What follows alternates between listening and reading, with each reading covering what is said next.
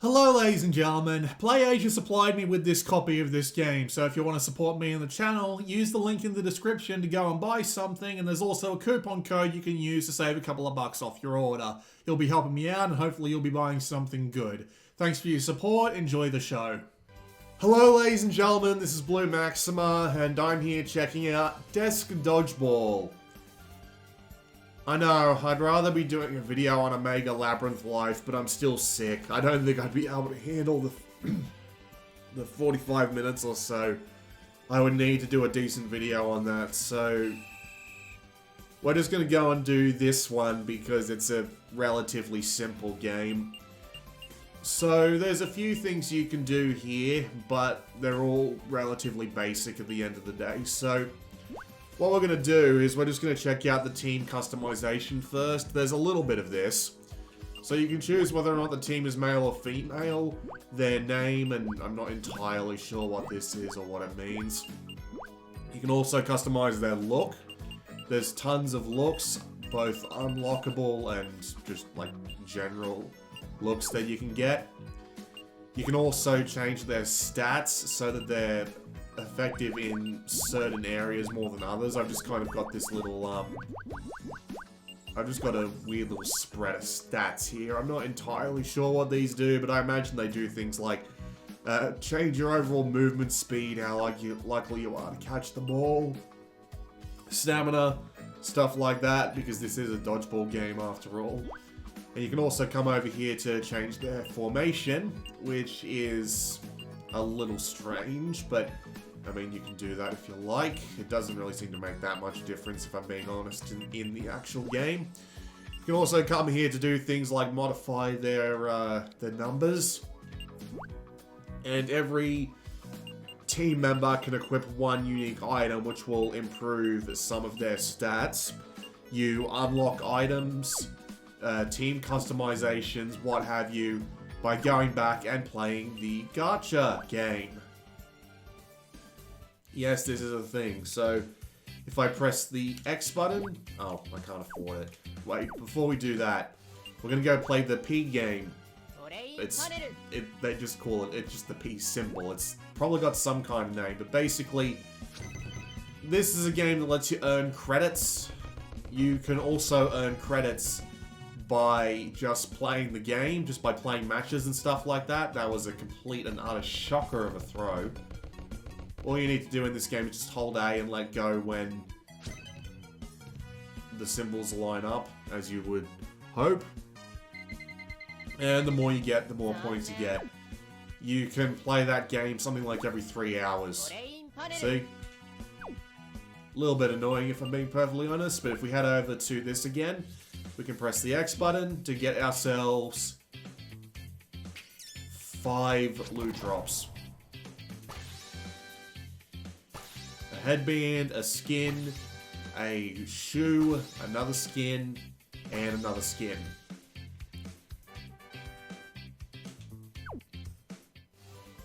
And you use those items, you have to build them up. You can't just use like one item across all your dudes. You have to build up your items by constantly going back to the gacha and playing it out, which is a little bit annoying if I'm being perfectly honest, but that's the breaks.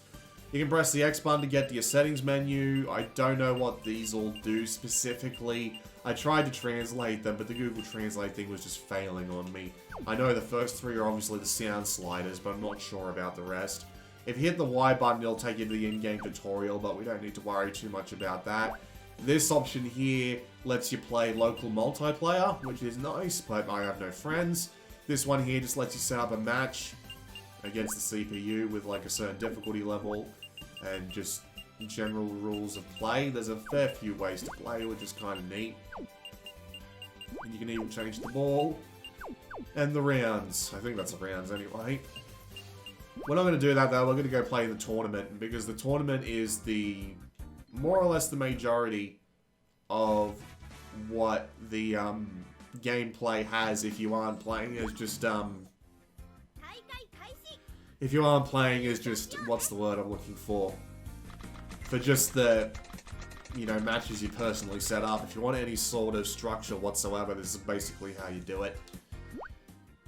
But yeah, when you go into the tournament, you will be put up against 4 teams in a row, one of which is the rival team.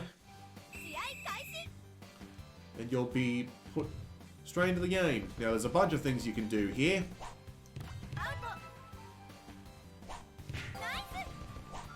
But the controls will remain fairly simple no matter what you want to do. So, your A button is your throw button.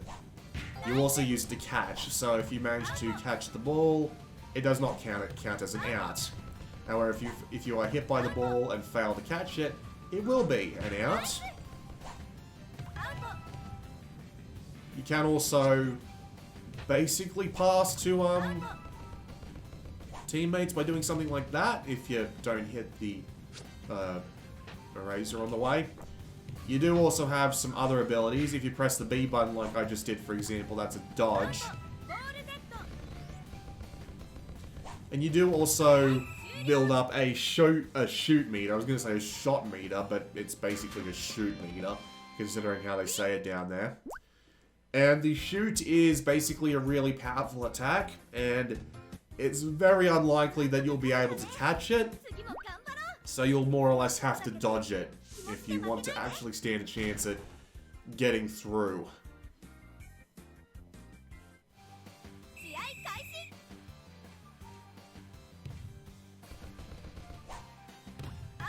So the AI starts out, at least in this mode, being incredibly easy to deal with. Whoops.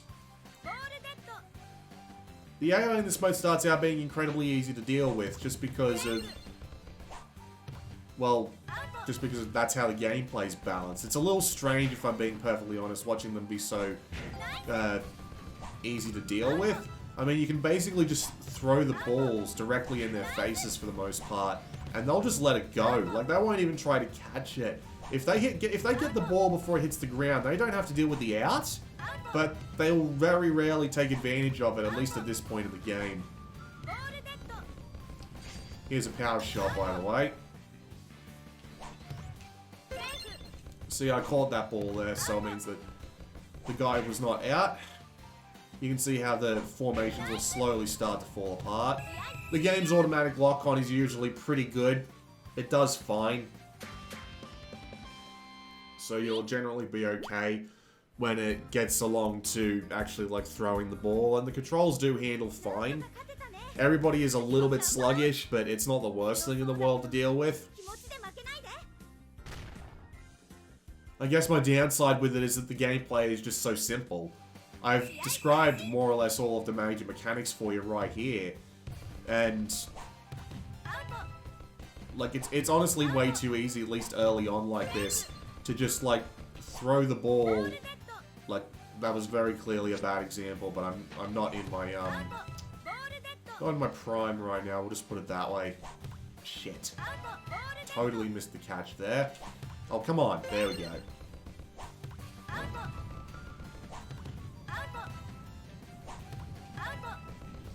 Just getting in the back while he's walking away.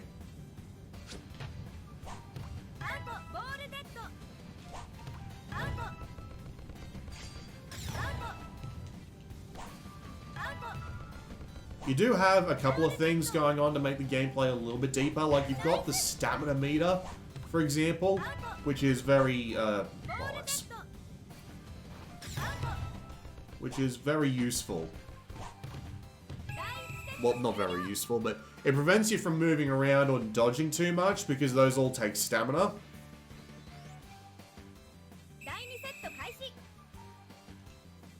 So you can't just like run around forever and hope for the best, right? You really do have to put in a bit of effort to... You really do have to put in a bit of effort to make sure that they...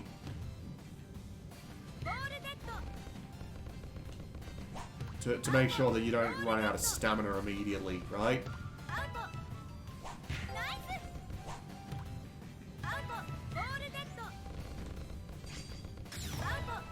But as I said before, the game is just really simple, and it's not helped out by the fact that the AI is, It's not helped out by the fact that the AI starts out so dumb. And even then, most of the way that the AI can respond to you in this game is basically just catching your balls immediately. Even if you try and do something like, you know, try and pass it to the people behind you so that, behind them, so that they can throw the ball out towards the enemy. It just makes it a bit, it just makes it a bit, what's the word I'm looking for? A bit too much. They'll be constantly catching your balls and throwing them back at you almost immediately with no time to see the dodge.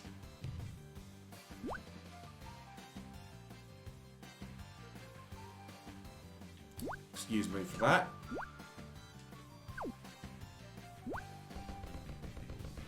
Especially when this guy's involved. Because this guy's a dick. But yeah, as you can see, they're basically just endlessly capable of catching your balls at this point. Like, it's obvious that the AI's taken a really big uptick in just competency. And it feels like it's almost impossible to get through. Like, you have to be constantly waiting for your... You have to be constantly waiting for the shoot bar to charge up, because if you don't, they're just going to be able to consistently catch everything.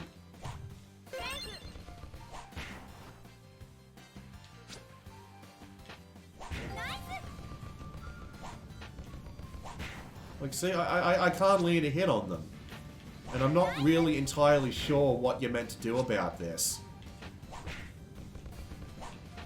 I mean, sure, you can dodge, but that only works up to a specific point, especially when their reflexes just don't seem to let you have even a minute. Like, see, even with a power shot, he managed to catch it. Like, that's kind of nuts. And look, now they're just wiping me out completely because I just can't get the timing right. See? It's just... It seems to be impossible to actually hit them just because they are somehow able to manage to catch the ball with basically infinite competency.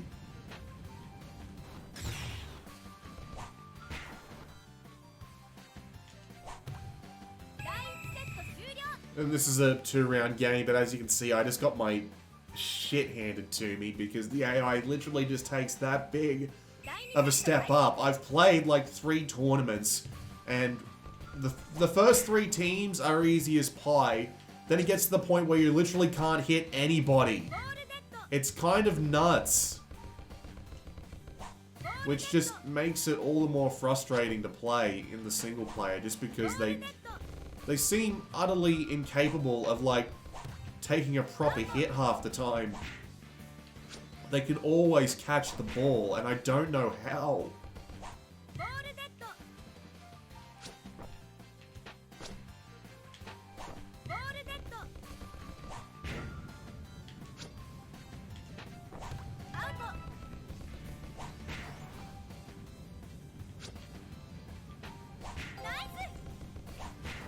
Wasn't even aiming for him. The auto aim just fucked that one up for me. Well, at least I got that bastard.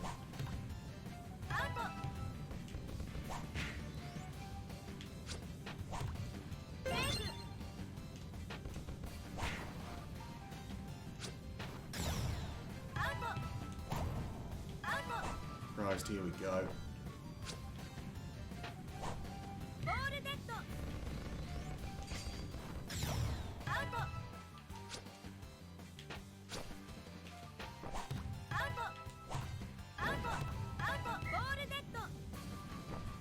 See what I mean? It's just insane. They managed to, like, chain 3 hits, and then they can just immediately, like the fucking Matrix, figure out exactly where you're going to throw the ball and why, and it just... It drives me mad that there's such a massive spike in the difficulty there.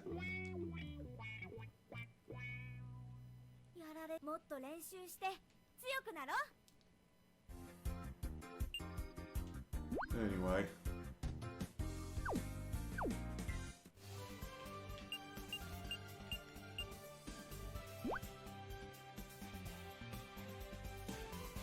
Right, so Might as well go and play something that's slightly different.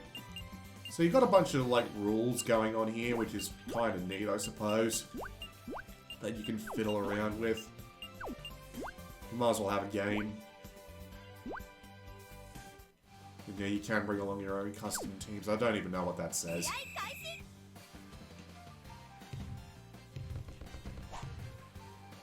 That was an embarrassing miss on my part there.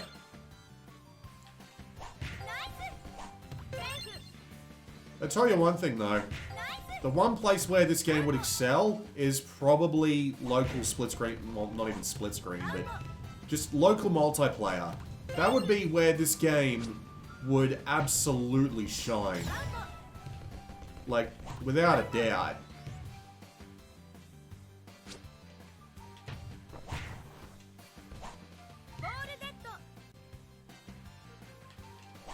Because considering that there wouldn't be, like, ridiculous AI that's intensely capable of just beating the shit out of everyone without even thinking about it.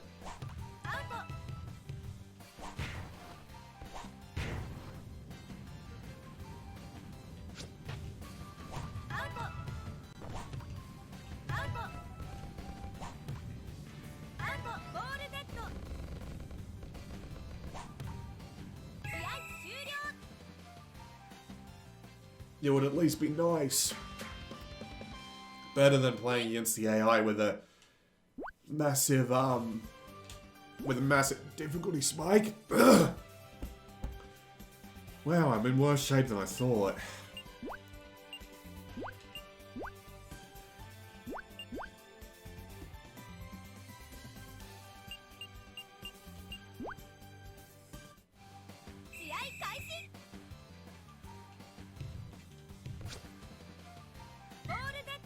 Bad throw on my part there.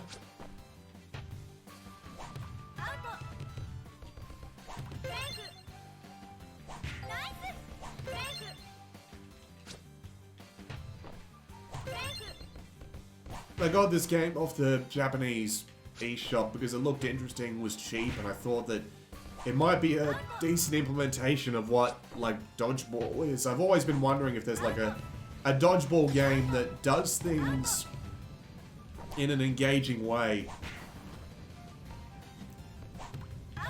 without, you know, without relying too much on bullshit mechanics. Like, I remember playing a game called Great Battle Full Blast or something, which was basically Dodgeball, but they turned it into this weird, like, RPG thing. It was basically meant to be like a crossover between a bunch of, like, Ultraman, Gundam, Kamen Rider. Just this big crossover of that. It was included as like a bonus game alongside an RPG, but they turned it more or less into an RPG in and of itself in that game as well. I've always wondered if there's a good, like, arcadey dodgeball game that doesn't feel inherently frustrating. This game comes close, but with the way the mechanics work, the AI just feels intensely annoying to deal with at times because of the way the only way they can really fight back is by perfectly catching everything every single time.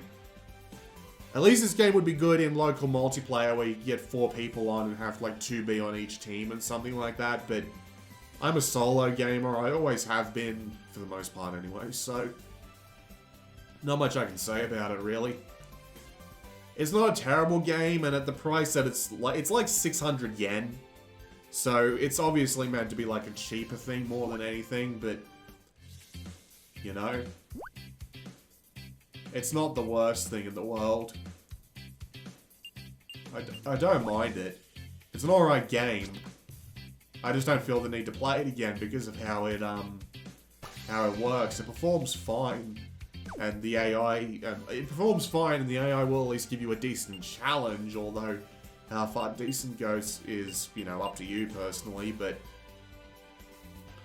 it's not terrible. If you're looking for a local multiplayer dodgeball game, I suppose this is what you could go for, but it's not something I would recommend just because, you know, it's a good game for the most part. Very, very sort of specific. Right, I need to go before I have another coughing fit. This has been Blue Maxima, and I will see you all next time if I don't fucking die.